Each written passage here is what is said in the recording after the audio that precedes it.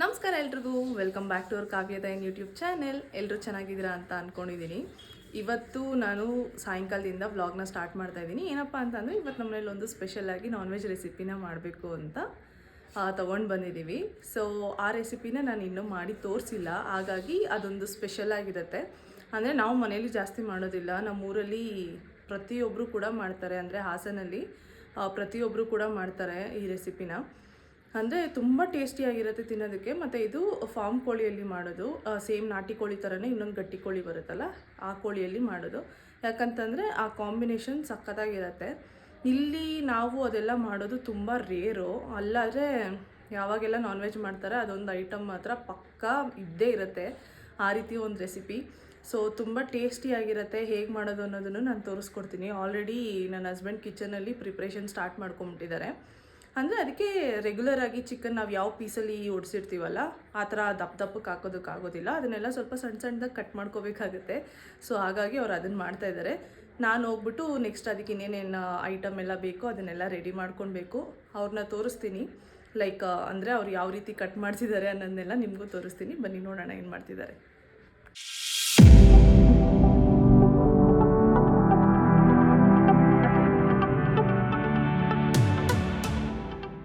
Already ಅಡುಗೆ ಮನೇಲಿ cutting ಎಲ್ಲ ಸ್ಟಾರ್ಟ್ ಆಗಿದೆ. ಇವರು ಆಲ್ರೆಡಿ ಕಟ್ ಮಾಡ್ತಾ ಇದ್ದಾರೆ. ಹಲೋ, ಇಲ್ಲಿ ನೋಡ್ಕೊಂಡು ಹಾಯ್ ಮಾಡಿ. ಬಿಜಿ ಇದ್ದೀನಿ ನಾನು ಸ್ವಲ್ಪ. ಪರವಾಗಿಲ್ಲ, ಒಂದೆರಡು ಸೆಕೆಂಡ್ ಹಾಯ್ ಮಾಡ್ಬೋದು. ನಮಸ್ತೆ. ಏನು ಮಾಡ್ತಾ ಇದ್ದೀರಾ? ಸ್ಪೆಷಲ್ ಐಟಮ್, ನನ್ನ ಫೇವ್ರೆಟ್. ಇವ್ರಿಗೆ ತುಂಬ ಫೇವ್ರೇಟು. ಸೊ ಇದು ಫಾರ್ಮ್ ಕೋಳಿ. ಇದನ್ನ ಕಟ್ ಮಾಡ್ಕೊಂಡು ಬಂದು ವಾಶ್ ಮಾಡಿ ನಾನು ನೀಟಾಗಿ ಇಟ್ಟಿದ್ದೀನಿ. ಅದರಲ್ಲಿ ಇವರು ಕೆಲವೊಂದು ಪೀಸ್ನ ಮಾತ್ರ ಆರಿಸ್ಕೊಂಡು ಈ ರೀತಿ ಸಣ್ಣ ಸಣ್ಣದಾಗಿ ಕಟ್ ಮಾಡ್ತಾ ಇದ್ದಾರೆ. ಅಂದರೆ ಈ ಸೈಜಲ್ಲಿ ಇರಬೇಕು ಕೋಳಿ, ಸಣ್ಣ ಸಣ್ಣದಾಗಿ. ಕೋಳಿ ಎಲ್ಲ ಪೀಸು. ಕೋಳಿ ಪೀಸೇ ತಾನೇ ಅದು.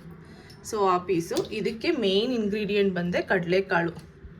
ಇದನ್ನು ನಾನು ಮಧ್ಯಾಹ್ನನೇ ನೆನೆ ಹಾಕ್ಕೊಂಡಿದ್ದೀನಿ.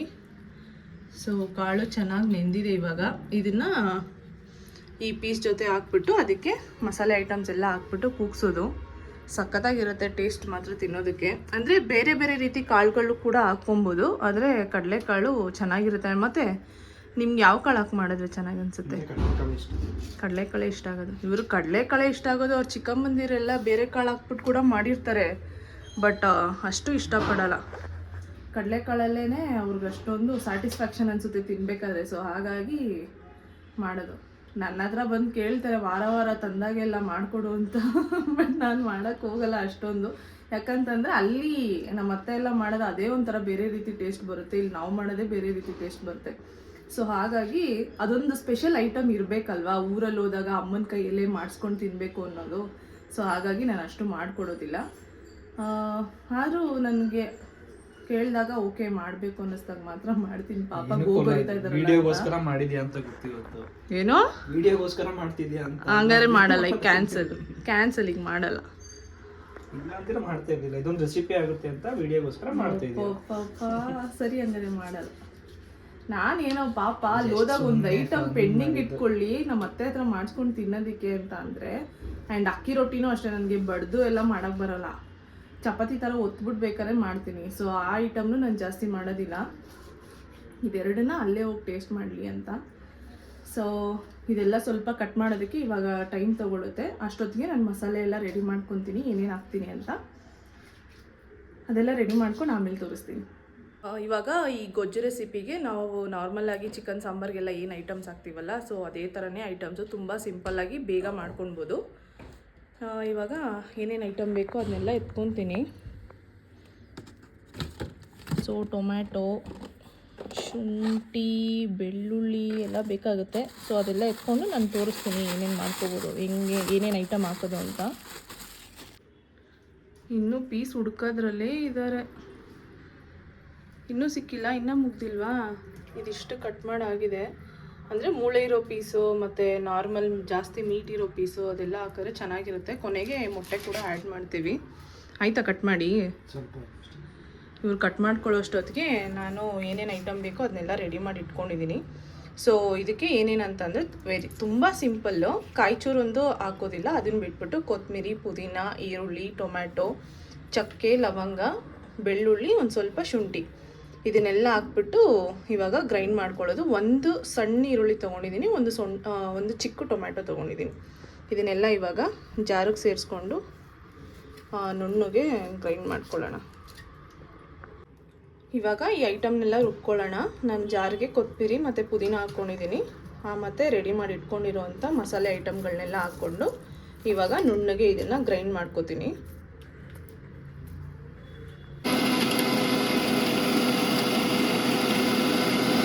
ಇವ್ರದ್ದು ಕಟಿಂಗ್ ಎಲ್ಲ ಆಯಿತು ಚಿಕನ್ದು. ಸೊ ಇನ್ನು ಲೇಟ್ ಮಾಡೋದು ಬೇಡ, ಬೇಗ ಬೇಗ ಕುಕ್ಕಿಂಗ್ನ ಸ್ಟಾರ್ಟ್ ಮಾಡ್ಕೊಳ್ಳೋಣ. ಸೊ ಈಗ ಸ್ಟವ್ ಹಚ್ಕೊಂಡು ನಾನೊಂದು ಸಣ್ಣ ಕುಕ್ಕರ್ ಇಟ್ಕೊಂಡಿದ್ದೀನಿ. ಇದೇ ಸಾಕಾಗುತ್ತೆ, ಯಾಕಂದರೆ ನಾವು ಸ್ವಲ್ಪ ಕಡಿಮೆ ಕ್ವಾಂಟಿಟಿಲಿ ಮಾಡ್ತಾ ಇರೋದ್ರಿಂದ ಇದು ಆರಾಮಾಗಿ ಸಾಕಾಗುತ್ತೆ. ಇವಾಗ ನಾನು ಆವಾಗಲೇ ಗ್ರೈಂಡ್ ಮಾಡಿ ಇಟ್ಕೊಂಡಿದ್ನಲ್ವ ಮಸಾಲೆ, ಸೊ ಇದು ಕೂಡ ರೆಡಿಯಾಗಿದೆ. ಡೈರೆಕ್ಟ್ ಚಿಕನ್ ಮತ್ತು ಕಾಳು ಹಾಕ್ಬಿಟ್ಟು ಒಗ್ಗರಣೆ ಕೊಡೋದು. ಸೊ ನೋಡುವ ಹೇಗೆ ಮಾಡ್ತೀನಿ ಅಂತ. ಕುಕ್ಕರ್ ಇವಾಗ ಕಾದಿದೆ, ಇದಕ್ಕೆ ಸ್ವಲ್ಪ ಎಣ್ಣೆ ಹಾಕ್ಕೊತೀನಿ.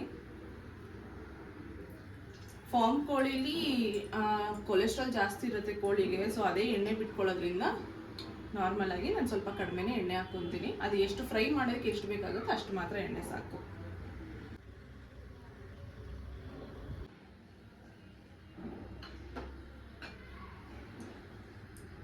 ಎಣ್ಣೆ ಇವಾಗ ಕಾದಿದೆ. ಸೊ ಎಣ್ಣೆ ನಾನು ಇವಾಗ ಮತ್ತೆ ಈರುಳ್ಳಿ ಎಲ್ಲ ಏನು ಕಟ್ ಮಾಡಿ ಹಾಕ್ಕೊಂಡಿಲ್ಲ, ಯಾಕಂದರೆ ರುಬ್ಬೋದಕ್ಕೆ ಇದಕ್ಕೆ ಮಿಕ್ಸಿಗೆನೆ ಹಾಕಿದ್ವಲ್ಲ, ಸೊ ಹಾಗಾಗಿ ಡೈರೆಕ್ಟಾಗಿ ರುಬ್ಬಿಟ್ಕೊಂಡಿರೋ ಅಂಥ ಮಸಾಲ.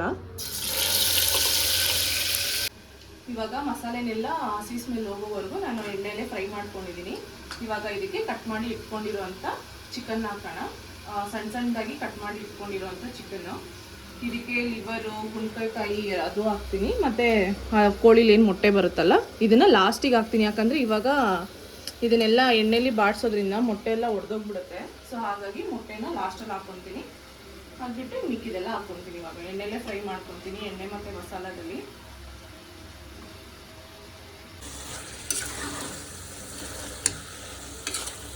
ಚಿಕನ್ನ ಹಾಕಿದ್ನಲ್ವಾ, ಇವಾಗ ಇದಕ್ಕೆ ಮೇನ್ ಇಂಗ್ರೀಡಿಯೆಂಟ್ ಬಂದ್ಬಿಟ್ಟು ನೆನೆಸಿ ಇಟ್ಕೊಂಡಿರೋಂಥ ಕಡಲೆಕಾಳು.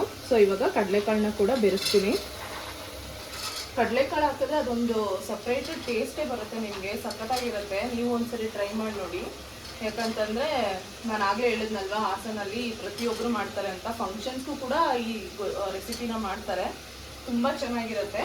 ನೀವು ಒಂದ್ಸತಿ ಟ್ರೈ ಮಾಡಿ ನೋಡಿ. ಇನ್ನೂ ಯಾರು ಟ್ರೈ ಮಾಡಿಲ್ಲ, ಯಾರು ಕಡಲೆಕಾಳು ಜೊತೆ ಈ ಥರ ಮಾಡ್ಕೊಂಡಿಲ್ಲ, ಅವರು ಟ್ರೈ ಮಾಡಿ ನೋಡಿ, ತುಂಬ ಸಖತ್ತಾಗಿರುತ್ತೆ. ಇವಾಗ ಬಾಡಿಸಿ ಇಟ್ಕೊಂಡಿರೋಂಥ ಚಿಕನ್ಗೆ ಮತ್ತು ಕಡಲೆಕಾಳಿಗೆ ಒಂದು ಸ್ವಲ್ಪ ಅರಿಶಿನ ಪುಡಿ ಹಾಕ್ತೀನಿ.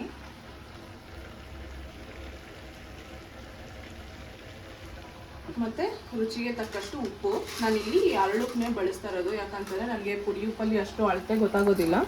ಸೊ ಹಾಗಾಗಿ ರುಚಿಗೆ ಎಷ್ಟು ಬೇಕೋ ಅಷ್ಟು ಅರಳುಪ್ಪನ್ನ ಹಾಕ್ಕೊತೀನಿ. ಸ್ವಲ್ಪ ಕಡಿಮೆನೇ ಹಾಕ್ಕೊಂಡಿರ್ತೀನಿ, ಆಮೇಲೆ ಬೇಕಾದ್ರೆ ಟೇಸ್ಟ್ ನೋಡಿಬಿಟ್ಟು ಮತ್ತೆ ಆ್ಯಡ್ ಮಾಡ್ಕೊಬೋದು.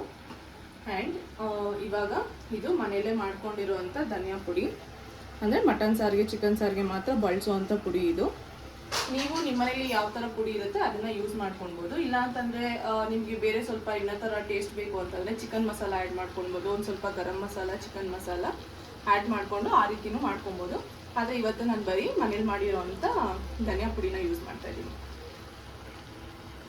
ಇದು ಅಷ್ಟೇ, ಖಾರಕ್ಕೆ ಎಷ್ಟು ಬೇಕೋ ಅಷ್ಟೇ. ನಾನಿಲ್ಲಿ 1.5 ಸ್ಪೂನ್ ಆಗುವಷ್ಟು ಮಾತ್ರ ಹಾಕ್ಕೊತಾ ಇದ್ದೀನಿ. ಇದನ್ನೆಲ್ಲ ಇವಾಗ ಒಂದೊಳ್ಳೆ ಮಿಕ್ಸ್ ಕೊಟ್ಬಿಟ್ಟು ನೀರು ಹಾಕ್ಬಿಟ್ಟು ಮುಚ್ಚಿಬಿಡೋಣ. ಇದಕ್ಕೆ ನಾನು ಕಾಯಿ ರುಬ್ಬಾಕಿಲ್ವಲ್ಲ, ಸೊ ಬೇಕಾದವರು ಮೇಲ್ಗಡೆನೆ ಒಂದು ಸ್ವಲ್ಪ ಕಾಯಿ ತುರಿನ ಉದುರಿಸ್ಕೊಳ್ಬೋದು. ಇಲ್ಲ ಬೇಡ ಅಂತಂದರೆ ಹೀಗೂ ತಿನ್ಬೋದು. ಯಾಕಂತಂದರೆ ಕಾಯಿ ಹಾಕೊಂಡು ನಿಮ್ಗೊಂದು ಸ್ವಲ್ಪ ಸ್ವೀಟ್ನೆಸ್ ಬರುತ್ತೆ. ಸೊ ಹಾಗಾಗಿ ಇವ್ರಿಗೆ ಏನವ್ರಿಗೂ ಲೈಕ್ ಆಗೋಲ್ಲ ಕಾಯಿ ತುರಿ ಮೇಲೆ ಉದುರಿಸೋದು. ಸೊ ಹಾಗಾಗಿ ನಾನು ಹಾಕೋದಕ್ಕೆ ಹೋಗೋದಿಲ್ಲ. ನೀವು ಬೇಕಾದವರು ಲಾಸ್ಟಲ್ಲಿ ಒಂದು ಸ್ವಲ್ಪ ಕಾಯಿನ ತುರಿದ್ಬಿಟ್ಟು ಮೇಲ್ಗಡೆ ಉದುರಿಸ್ಕೊಳ್ಳಿ. ಈಗ ಚಿಕನ್ನೆಲ್ಲ ಒಂದು ಒಳ್ಳೆ ಮಿಕ್ಸ್ ಕೊಟ್ಟಿದ್ದೀನಿ ಮಸಾಲೆ ಜೊತೆಗೆ. ಇವಾಗ ಇದು ಬೇಯೋದಕ್ಕೆ ಎಷ್ಟು ನೀರು ಬೇಕೋ ಅಷ್ಟು ಮಾತ್ರ. ನಾನು ಜಾರಲ್ಲೇ ಸ್ವಲ್ಪ ಮಸಾಲೆ ಎಲ್ಲ ಉಳ್ಕೊಂಡಿತ್ತಲ್ಲ, ಸೊ ಅದಕ್ಕೆ ಒಂದು ಸ್ವಲ್ಪ ನೀರು ಹಾಕ್ಕೊಂಡು ಕುಕ್ಕರ್ಗೆ ಹಾಕ್ಕೊತಾ ಇದ್ದೀನಿ. ಗ್ರೇವಿ ಕನ್ಸಿಸ್ಟೆನ್ಸಿಲಿ ಬೇಕಾಗಿರೋರು ಒಂದು ಸ್ವಲ್ಪ ಬೇಯೋಕ್ಕೆ ಎಷ್ಟು ಬೇಕು ಅಷ್ಟು ಮಾತ್ರ ಹಾಕ್ಕೊಳ್ಳಿ. ಇಲ್ಲ ಒಂದು ಸ್ವಲ್ಪ ತೆಳ್ಳಗೆ ಬೇಕು ಅನ್ನೋರು ಇನ್ನೊಂದು ಸ್ವಲ್ಪ ನಿಮ್ಮ ಅಳತೆಗೆ ನೀವು ನೀರನ್ನ ಆ್ಯಡ್ ಮಾಡ್ಕೊಬೋದು. ಸೊ ನಾನಿಲ್ಲಿ ಸ್ವಲ್ಪ ಗ್ರೇವಿ ಥರ ಮಾಡೋದ್ರಿಂದ ನೀರನ್ನ ಸ್ವಲ್ಪನೇ ಹಾಕ್ಕೊತೀನಿ.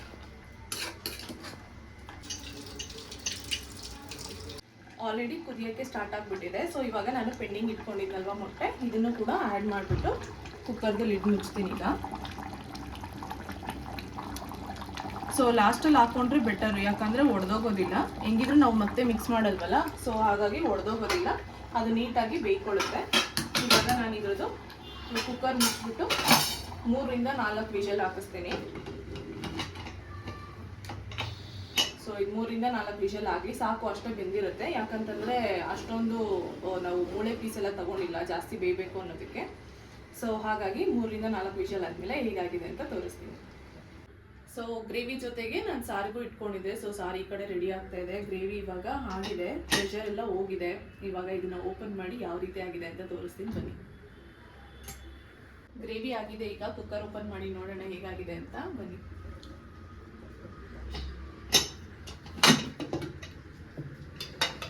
ಸೊ ಫ್ರೆಂಡ್ಸ್, ನೋಡ್ತಾ ಇರ್ಬೋದು ನೀವು ಎಷ್ಟು ಚೆನ್ನಾಗಿ ಬಂದಿದೆ ಅಂತ ಗ್ರೇವಿ. ನಾನು ಆಗಲೇ ಹೇಳಿದ್ನಲ್ವ, ನಾನು ತುಂಬ ತೆಳ್ಳಗೆ ಮಾಡ್ಕೊಂಡಿಲ್ಲ, ಗ್ರೇವಿ ಕನ್ಸಿಸ್ಟೆನ್ಸಿಲೇ ಮಾಡ್ಕೊಂಡಿದ್ದೀನಿ ಅಂತ. ಸೊ ನೋಡಿ ಏನು ಸಕ್ಕದಾಗಿ ಬಂದಿದೆ ಅಂತ. ಬಿಸಿ ಬಿಸಿಯಾಗಿ ನೀವು ರೊಟ್ಟಿ ಜೊತೆ ಚಪಾತಿ ಜೊತೆ ತಿಂತಾ ಇದ್ರೆ ಅದ್ರ ಕಾಂಬಿನೇಷನ್ನೇ ಮಸ್ತಾಗಿರುತ್ತೆ. ಸೊ ಈಗ ನಾನು ತೋರಿಸ್ಕೊಟ್ಟಿದ್ದು ರೆಸಿಪಿನ ಹೇಗೆ ಮಾಡೋದು, ಏನೇನು ಇಂಗ್ರೀಡಿಯೆಂಟ್ಸ್ ಹಾಕೋದು ಅಂತ ಎಲ್ಲ ಕಂಪ್ಲೀಟಾಗಿ ವೀಡಿಯೋದಲ್ಲಿ ತೋರಿಸಿದ್ದೀನಲ್ವಾ. ಸೊ ನೀವು ಅದೇ ರೀತಿ ಮಾಡ್ಕೊಳ್ಳಿ, ಒಂದು ಸಖತ್ತಾಗಿರೋ ರೆಸಿಪಿ ರೆಡಿ ಆಗುತ್ತೆ. ಸೊ ಇವಾಗ ಇದನ್ನ ಟೇಸ್ಟ್ ಮಾಡಿ ನೋಡೋಣ ಹೇಗೆ ಬಂದಿದೆ ಅಂತ. ನಾನು ಆ್ಯಕ್ಚುಲಾಗಿ ಉಪ್ಪು ಖಾರ ಎಲ್ಲ ಏನೂ ಚೆಕ್ ಮಾಡಿಲ್ಲ, ಆವಾಗಲೇ ನಿಮಗೆ ವಿಡಿಯೋದಲ್ಲಿ ಯಾವ ರೀತಿ ಹಾಕ್ಬಿಟ್ಟು ಕ್ಲೋಸ್ ಮಾಡಿದೆ ನಾನು ಕುಕ್ಕರ್ನ. ಸೊ ಇವಾಗ ಹಾಗೆ ಓಪನ್ ಮಾಡಿದ್ದೀನಿ, ಇನ್ನೂ ಏನು ಚೆಕ್ ಮಾಡಿಲ್ಲ, ನೋಡೋಣ ಯಾವ ರೀತಿ ಇದೆ ಅಂತ ಟೇಸ್ಟು.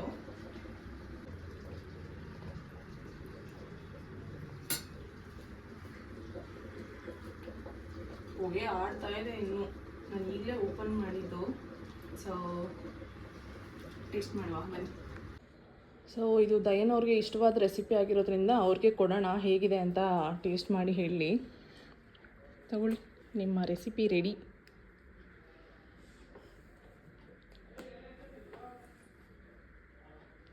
ಪೀಸ್ತಿಂದ ಕಾಳು ತಿಂತ ಯಾವ್ದು ಎರಡು ಸೇರಿಸ್ಕೊಂಡು.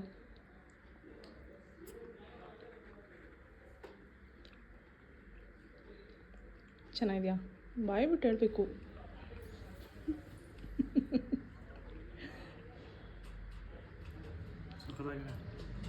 ಚೆನ್ನಾಗಿದೆಯಾ? ಮಾಡ್ಕೊಂಡು ತಿನ್ಬೋದಾ? ಓಕೆ, ಚೆನ್ನಾಗಿದೆ ಅಂತ ರಿವ್ಯೂ ಬಂದಾಯಿತು. ಈಗ ಇಲ್ಲೇ ನಮ್ಮ ಅಮ್ಮನೂ ಇದ್ದಾರೆ, ಅವ್ರಿಗೂ ಕೊಡೋಣ ಹೆಂಗಿದೆ ಅಂತ ತಿಂದು ಹೇಳಿ. ಮಮ್ಮಿ ಫಸ್ಟ್ ಹಾಯ್ ಮಾಡು. ಹಾಯ್. ಇಲ್ಲಿ ನೋಡ್ಕೊಂಡು ಹಾಯ್. ತಗೋ, ನೀನು ತಿಂದು ಟೇಸ್ಟ್ ನೋಡು. ಸಾಕು, ಪೀಸೋತಕ್ಕೆ ಆಯ್ತದೆ. ಪೀಸ್ ಎತ್ಕೋ ಒಂದು ಸಣ್ಣದು. ಚೆನ್ನಾಗಿದೆ. ಆಗದೇ ಇಲ್ಲ, ಇನ್ನೂ ಗಂಟ್ಲು ಇಲ್ಲೇ ಇಲ್ಲ. ಚೆನ್ನಾಗಿದೆಯಾ? ಚೆನ್ನಾಗಿದೆ. ಸೊ ಅಮ್ಮಂಗೂ ಇಷ್ಟ ಆಯಿತು, ದಯನವ್ರಿಗೂ ಇಷ್ಟ ಆಯಿತು ರೆಸಿಪಿ. ಇದು ಆಲ್ರೆಡಿ ಮಾಡಿರೋ ರೆಸಿಪಿನೇ ಅಲ್ವಾ, ಸೊ ಅದು ಟೇಸ್ಟ್ ಗೊತ್ತಾಗ್ಬಿಡುತ್ತೆ ಹೆಂಗೆ ಬಂದಿದೆ ಅಂತ. ಹಾಗಾಗಿ ಎಲ್ಲ ಥಮ್ಸ್ ಅಪ್ ಕೊಟ್ಟಿದ್ದಾರೆ, ರೆಸಿಪಿ ಚೆನ್ನಾಗಿದೆ ಅಂತ. ಸೊ ನೀವು ಮಾಡಿಕೊಂಡು ಟೇಸ್ಟ್ ನೋಡಿ ಹೇಗಿದೆ ಅಂತ ನನಗೂ ಕಮೆಂಟಲ್ಲಿ ತಿಳಿಸಿ, ಓಕೆನಾ? ಸೊ ಸರ್ ಆಗಲೇ ಬ್ಯಾಟಿಂಗ್ ಸ್ಟಾರ್ಟ್ ಮಾಡ್ಕೊಂಬಿಟ್ಟಿದ್ದಾರೆ, ತಲೆನೇ ಎತ್ತುತ್ತಾ ಇಲ್ಲ. ಈಗ ನಾನು ವಿಡಿಯೋದಲ್ಲಿ ತೋರಿಸ್ಕೊಟ್ಟಂಥ ರೆಸಿಪಿ ಎಷ್ಟು ಸಿಂಪಲ್ ಆಗಿತ್ತಲ್ವಾ. ಸೊ ನೀವು ನಿಮಗೆ ಫ್ರೀ ಟೈಮ್ ಇದ್ದಾಗ ಅಥವಾ ಹೊಸದಾಗಿ ಏನಾದರೂ ಟ್ರೈ ಮಾಡಬೇಕು ಅನ್ನಿಸ್ದಾಗ ಈ ಥರ ಒಂದು ರೆಸಿಪಿನ ಟ್ರೈ ಮಾಡಿ. ಆಲ್ರೆಡಿ ಟ್ರೈ ಮಾಡಿರೋರು ಸುಮಾರು ಜನ ಇರ್ತಾರೆ, ಯಾಕಂದರೆ ಇದು ನಮ್ಮೂರು ಸ್ಪೆಷಲಾಗಿ ಮಾಡೋವಂಥ ರೆಸಿಪಿ. ಸೊ ಹಾಗಾಗಿ ಇನ್ನೂ ಯಾರೆಲ್ಲ ಟ್ರೈ ಮಾಡಿಲ್ಲ ಅವರು ಟ್ರೈ ಮಾಡಿ. ರೊಟ್ಟಿ ಜೊತೆ ಚಪಾತಿ ಜೊತೆ ಸೂಪರ್ ಕಾಂಬಿನೇಷನ್ ಅಂತಲೇ ಹೇಳ್ಬೋದು. ತುಂಬ ಸಖತ್ತಾಗಿ ಬರುತ್ತೆ ಕೂಡ ಟೇಸ್ಟು. ತೆಳ್ಳಗೆ ಬೇಕಾದ್ರೆ ತೆಳ್ಳಗೂ ಮಾಡ್ಕೊಬೋದು, ಇಲ್ಲಾಂದರೆ ಗ್ರೇವಿ ಕನ್ಸಿಸ್ಟೆನ್ಸಿಲೂ ಮಾಡ್ಕೊಬೋದು. ಸೊ ನಿಮಗೆ ಯಾವ ರೀತಿ ಬೇಕೋ ಆ ರೀತಿ ಮಾಡಿಕೊಂಡು ನೀವು ಟೇಸ್ಟ್ ಮಾಡ್ಬೋದು ಅಂತ ಹೇಳ್ತಾ ಈ ವಿಡಿಯೋನ ನಾನು ಇಲ್ಲಿಗೆ ಎಂಡ್ ಮಾಡ್ತಾಯಿದ್ದೀನಿ. ಯಾರೆಲ್ಲ ನನ್ನ ಚಾನೆಲ್ನ ಇನ್ನೂ ಸಬ್ಸ್ಕ್ರೈಬ್ ಮಾಡಿಲ್ಲ ದಯವಿಟ್ಟು ಆದಷ್ಟು ಬೇಗ ಸಬ್ಸ್ಕ್ರೈಬ್ ಮಾಡ್ಕೊಳ್ಳಿ. ಆ್ಯಂಡ್ ಆಲ್ರೆಡಿ ಸಬ್ಸ್ಕ್ರೈಬ್ ಮಾಡ್ಕೊಂಡಿರೋರಿಗೆ ಒಂದು ದೊಡ್ಡ ಥ್ಯಾಂಕ್ಸ್ ಅಂತ ಹೇಳ್ತಾ ನನ್ನ ವಿಡಿಯೋನ ಲೈಕ್ ಮಾಡಿ, ಶೇರ್ ಮಾಡಿ ಮತ್ತು ಕಮೆಂಟ್ ಮಾಡಿ. ಮತ್ತೆ ನೆಕ್ಸ್ಟ್ ವಿಡಿಯೋದಲ್ಲಿ ಸಿಗ್ತೀನಿ. Thank you.